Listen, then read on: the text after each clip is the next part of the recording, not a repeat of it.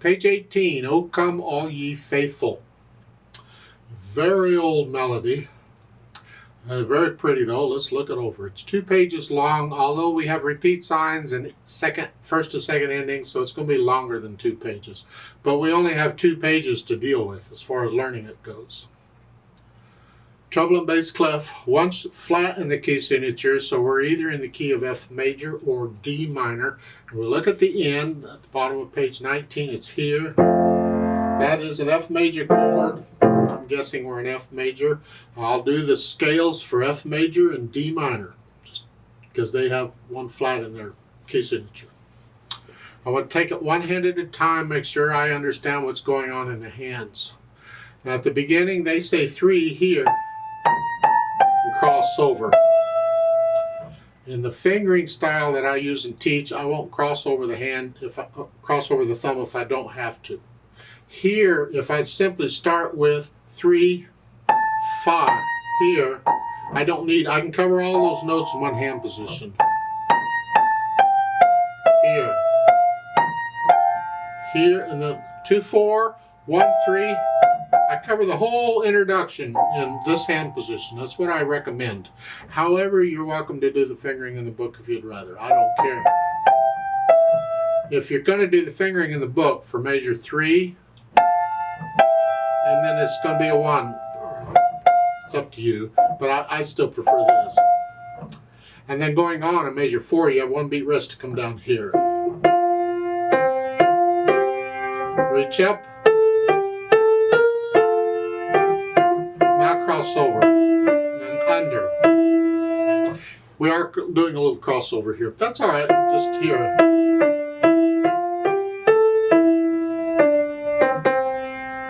Now again, I don't want to cross over the thumb. I mean, you can, it's good practice, but you don't need to. So measure 6 and here. Now I have 2 Fs. Well, I changed on the Fs. I just 1, 3. Now I'm in this position and I'm ready to finish it up pretty much. So it's measure 9, and then for measure 11 I just reach down on the 3rd finger. Just I didn't cross over the thumb at all. I like that better. Then during the rest you come up for measure 13, you're up here. 5, and then 4, 3. 5, 3, the thumb. I see no reason for thumb there in measure 20, because I can do a 3. As long as you can play 4th finger on that note, you can use 2nd finger. If you can't squish up and do that, then thumb is easier because it's easier to squish up with the thumb. It's a personal thing, but I see no reason to. I'm just going to use 2nd finger there, and then 4, and then it's 5, 5. We run out of fingers, this problem. I need 1 more finger, so I'm just going to use 5 on those. And then measure 23. And then a 1, 2, 4 here, and then a 3, 4, or 5. I can do a 5. Because I don't want to do it's a beginner's fingering. Let's do that. 1, 5, 3, and 1, 2, 4. And then a 3, 5. I don't know why they want a 4. Probably because when you repeat back, you want 4 on that note. Well, you can do 5 and then do a 4 because they're repeated notes. So there's different ways of getting there. You decide on the fingering you're going to use and mark it in. If you have a teacher, they'll help you. Left hand. Well, you're starting out on treble clef. See, they could have put a treble clef right at the beginning instead of the bass clef, but they didn't. It's however they choose to do it. But we're in treble clef here in the right hand. You're up here. It's kind of like a scale. If you've been doing the scales,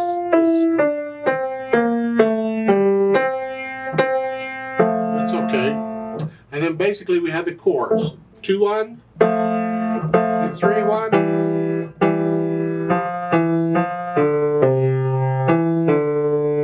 Here. Now on measure 9.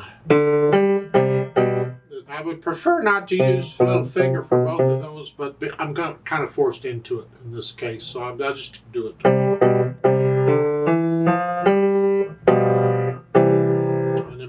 11, you need the natural sign on these, and measure 9 too, because there's a B flat in the key signature. So now, measure 12, I want you to cross over, and then here. I'd really rather not, but because of the other things happening here, I'm going to go ahead and cross over here. Just one note is all up. And thumb.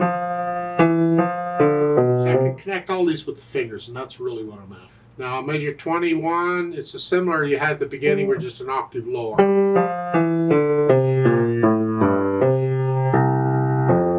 Now once I have the fingering for each hand worked out, then I kind of put them together.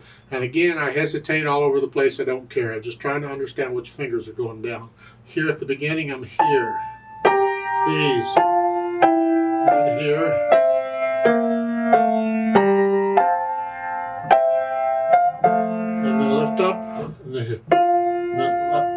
I like to move one hand at a time if I can. So in measure 4, I'm here. The right hand plays first, so I get it going, and as it's going, then I move the left.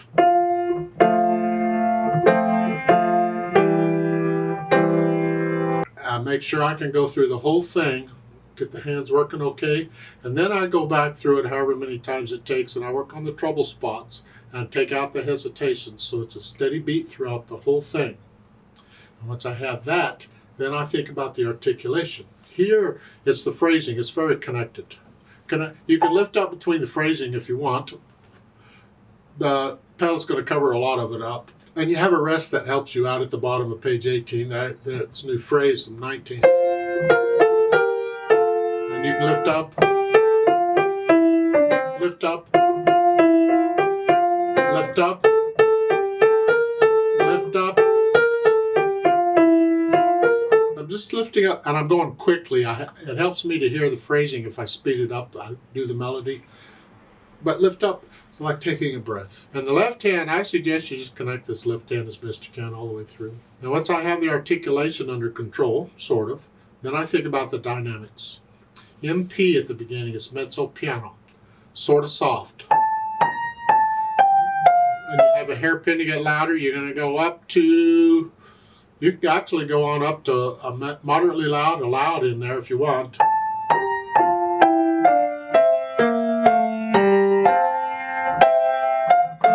Here, and then come back down to moderately loud to go on. The left hand is soft. Get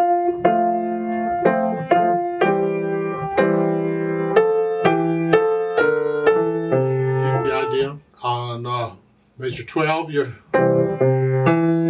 here. Now measure 13 is that's loud.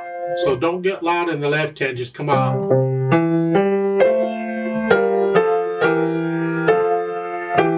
You're staying loud until measure 16. Now the last note in measure 18, the pickup to measure 19, you're back down to moderately loud. Here. And then you go back up to loud and measure 20.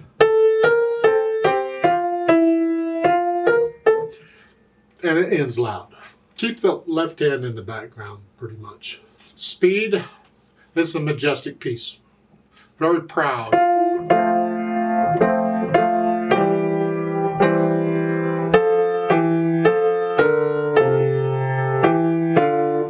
Very proud, yeah, like a processional almost.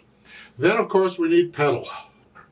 This is, it sounds better with an orchestra, full, lots of sound here, and the pedal gives us these overtones. But we have to be careful, we don't want to smear it up. See, if we just pedal at the beginning, it would smear it. It makes it sound like bells. Well, if that's the effect you want, then fine, pedal it, make it sound like bells. Otherwise, we want to keep it clean. So in measure 3, they're pedaling that here, and that's fine, you can pedal that, but I suggest you lift up with the rest. So we get one beat of silence and then pedal that. And I'm only pedaling the pickup note because it's repeated. Otherwise, I wouldn't pedal the pickup note either. It's just, you don't need to change it at the measure bar line if you've picked up for the rest. Here, then just leave it down. Can't change it. It's overlapping pedal. The hands do their thing first and then the pedal. Again, measure 5 is here, and change it. Lift up after I play the notes and measure 7. I don't want to smear it, so I don't pedal this. However, going from measure 8 to 9, those are repeated. I like to connect them. So I'm going to pedal that last note in measure 8. And just leave it down.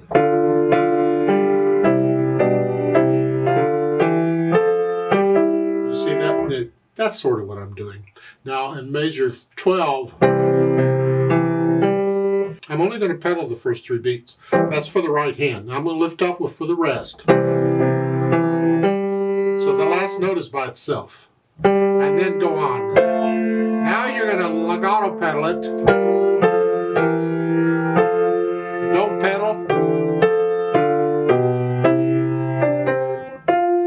And if you would like to connect the repeated notes here for measures 16 and 17, then go ahead and just pedal those notes. Or just to connect them. And again, pedal the repeated notes. Now we're adding pedal here because we're building up sound. We want the overtones. But we don't want to blur it, so we have to change it on every beat. We don't pedal measure 22. Pedal. And on the first ending here, I'm going to lift the pedal up with the hand. It's like taking a breath. But I have to pedal the pickup beat when I repeat because it's repeated note. I want to connect it, so I'm going to pedal it and just leave it down.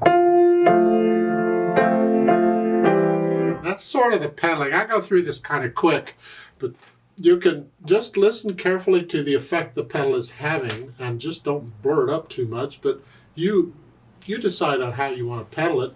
These indications in these books are just suggestions. And anything I tell you is a suggestion. It's ultimately up to you. If your teacher says something, go ahead and do what they're telling you to do while you study under them. That's fine.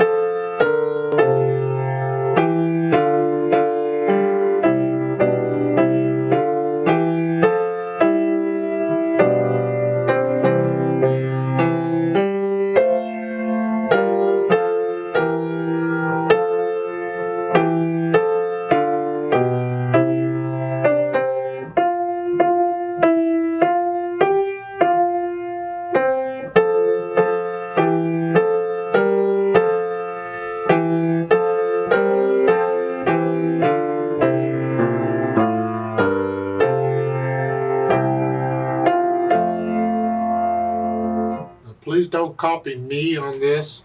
You get into it, you feel it, you make it yours. Take it at your speed. I wouldn't take it any faster than this. You could probably take it a little slower.